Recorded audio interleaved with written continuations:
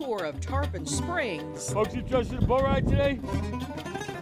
is like visiting Greece Anybody want to go sponge boat ride? Have a boat going out. without ever leaving Florida.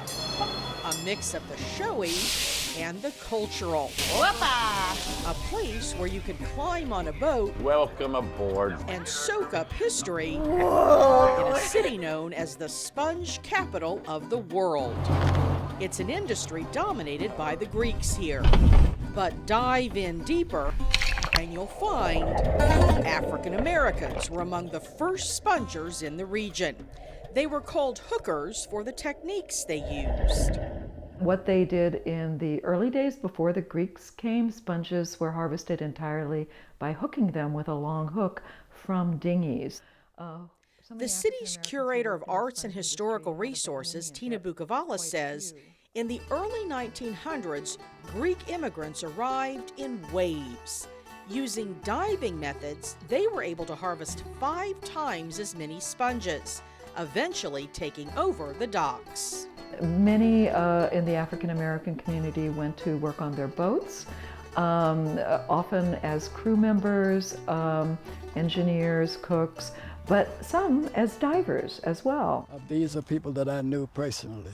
Alfred Quarterman remembers it all. Walking through Rose Cemetery, he points out dozens of graves that belonged to blacks who worked in the sponge trade, including his father and uncle.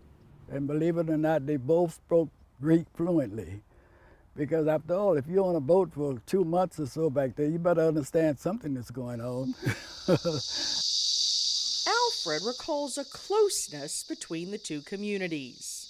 I have never had a problem with Greeks because when my father went out on the boat, it was not unusual for the families to invite me over to their house. That's when I learned about goat cheese, feta they call it, and spaghetti, and Greek candy. Most of the African American spongers are gone now, their contributions marked in gravestones at the cemetery. But Alfred is keeping track. Thomas Stout, Florida. Reuben Smith, Bahamas. Thomas Knowles, Florida. John Johnson, Johnny Johnson, Frank Fisher. He worries about their impact being forgotten. And you'd hate to see anybody that lose their identity because nobody thought about them anymore. So he's working to have the cemetery designated as a National Historical Site. And when I see the history of my father and my uncle, I'm very proud of that, and I love it. The pioneering spirit of those early spongers still living on in people's hearts and minds on the docks to this day. In Tarpon Springs, Lori Davison, Bay News 9.